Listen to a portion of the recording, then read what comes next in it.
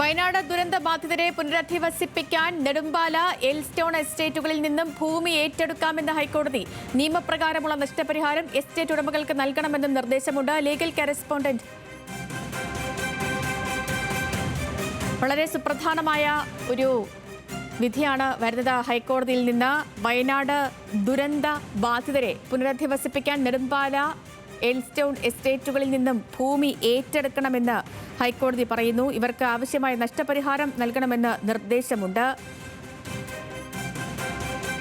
ചൂരൽമല മുണ്ടക്കൈ ദുരന്ത ബാധിതർക്കായി ടൗൺഷിപ്പ് നിർമ്മിക്കാൻ സർക്കാർ കണ്ടെത്തിയ ഭൂമിയുടെ കൈവശക്കാരായ എസ്റ്റേറ്റ് ഉടമകൾ, അതായത് ഹാരിസൺ മലയാളം ലിമിറ്റഡും എൽസ്റ്റോൺ ടി എസ്റ്റേറ്റും നൽകിയ ഹർജികളിലാണ് ഈ വിധി വന്നിരിക്കുന്നത്. ഇവർക്ക് ആവശ്യമായ നഷ്ടപരിഹാരം നൽകണമെന്നും കോടതിയിൽ നിന്ന് ഇപ്പോൾ പറഞ്ഞിട്ടുണ്ട്. ഷപ്ന, കോടതിയിൽ നിന്നും വളരെ സുപ്രധാനമായ നിരീക്ഷണം വരുന്നു. വിവരങ്ങൾ. സുധലക്ഷ്മി, വയനാട് ദുരിതബാധിതർക്കായുള്ള ഭൂമി ഏറ്റെടുക്കൽ, എസ്റ്റേറ്റ് ഭൂമികൾ ഏറ്റെടുക്കാനുള്ള നീക്കത്തിനെതിരെ ഉടമകൾ നൽകിയ ഹർജി ഹൈക്കോടതി തള്ളിയിരിക്കുന്നു. ലാൻഡ് അക്വിസിഷൻ നിയമപ്രകാരം ഭൂമി ഏറ്റെടുക്കാം എന്ന് ഹൈക്കോടതി വ്യക്തമാക്കി. നിയമപ്രകാരം ഉള്ള നഷ്ടപരിഹാരം എസ്റ്റേറ്റ് ഉടമകൾക്ക് നൽകണം. ടൗൺഷിപ്പായി എസ്റ്റേറ്റ് ഭൂമി അളന്നു തിട്ടപ്പെടുത്തുന്നതിന് സർക്കാരിന് വേണ്ട സഹായം ചെയ്തു കൊടുക്കാനും എസ്റ്റേറ്റ് ഉടമകൾക്ക് നിർദ്ദേശം നൽകിയിട്ടുണ്ട്. നഷ്ടപരിഹാരത്തിൽ തർക്കമുണ്ടെങ്കിൽ എസ്റ്റേറ്റ് ഉടമകൾക്ക് നിയമ നടപടികളുമായി മുന്നോട്ട് പോകാം. അതോടൊപ്പം തന്നെ ഈ ഭൂമി തർക്കവുമായി ബന്ധപ്പെട്ട കേസ് സിവിൽ കോടതിയുടെ പരിഗണനയിലാണ്. ഈ സിവിൽ കോടതിയുടെ തീരുമാനം അനുസരിച്ച് ഇപ്പോൾ സർക്കാർ നഷ്ടപരിഹാരം കൊടുത്താലും സിവിൽ കോടതിയിൽ നിന്ന് ഈ എസ്റ്റേറ്റിന്റെ ഭൂമി സർക്കാർ ഭൂമിയാണോ എന്നത് സംബന്ധിച്ച തർക്കത്തിൽ തീരുമാനമായി.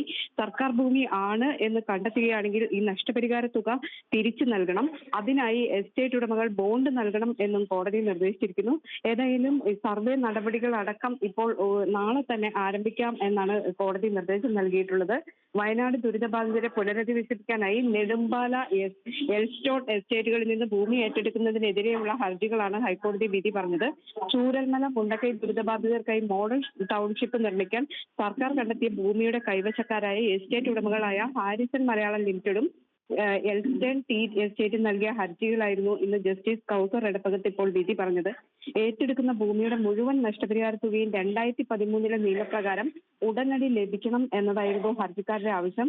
എന്നാൽ കോടതി ആവശ്യപ്പെട്ടാൽ ഏറ്റെടുക്കുന്ന ഭൂമിയുടെ എസ്റ്റേറ്റുകളുടെ മൂല്യം കണക്കാക്കി നഷ്ടപരിഹാര തുക സിവിൽ കേസിൽ തീർപ്പിന് വിധേയമായി കോടതിയിൽ കെട്ടിവെക്കാം എന്നായിരുന്നു സർക്കാർ നിലപാട്.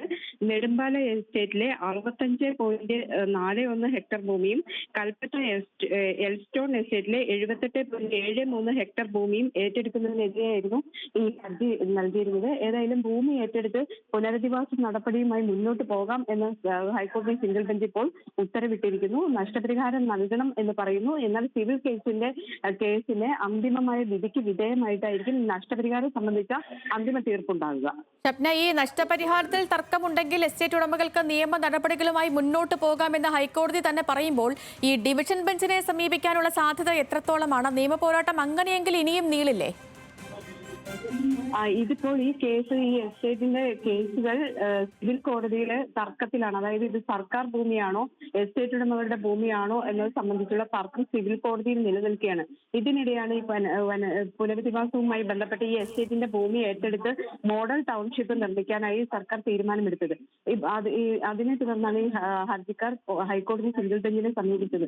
ഹൈക്കോടതി സിംഗിൾ ബെഞ്ച് ഇപ്പോൾ ഏതായാലും നഷ്ടപരിഹാരം കൊടുക്കണം എന്ന് പറയുന്നുണ്ട്. പക്ഷേ സിവിൽ കോടതിയിൽ നിൽക്കുന്ന കേസിന് വിധേയമായിട്ടായിരിക്കും അന്തിമമായ തീരുമാനം എടുക്കേണ്ടത്. അതായത് നഷ്ടപരിഹാരം ഇപ്പോൾ കൊടുത്താൽ പോലും ഇത് സർക്കാർ ഭൂമിയാണ് എന്ന് തെളിഞ്ഞാൽ എസ്റ്റേറ്റ് ഉടമകൾ ഈ പണം തിരികെ സർക്കാരിന് നൽകേണ്ടി വരും. ഏതായാലും ഇപ്പോൾ ഇവർക്ക് ഈ ഉടമകൾക്ക് ഭൂമി ഏറ്റെടുക്കുന്നതിനായിരുന്നില്ല തർക്കം, നഷ്ടപരിഹാരം സംബന്ധിച്ചായിരുന്നു തർക്കം. അതുകൊണ്ട് തന്നെ ഇനിയിപ്പോൾ ഒരുപക്ഷെ അപ്പീലിന് പോകാനുള്ള സാധ്യത കുറവാണ്. നാളെ തന്നെ സർക്കാരിനോട് സർവേ നടപടികൾ അടക്കം തുടങ്ങാൻ ഹൈക്കോടതി നിർദ്ദേശിക്കുകയും ചെയ്തിട്ടുണ്ട്. അതിന് തയ്യാറായി തന്നെയാണ് സർക്കാർ സംവിധാനങ്ങളും ഉള്ളത് എന്നാണ് നമുക്ക് അറിയാൻ സാധിക്കുന്നത്. ഏതായാലും നാളെ മുതൽ തന്നെ ഈ എസ്റ്റേറ്റിൽ മോഡൽ ടൗൺഷിപ്പുമായി ബന്ധപ്പെട്ടിട്ടുള്ള നടപടികൾ ആരംഭിക്കും എന്ന് തന്നെ നമുക്ക് മനസ്സിലാക്കാം.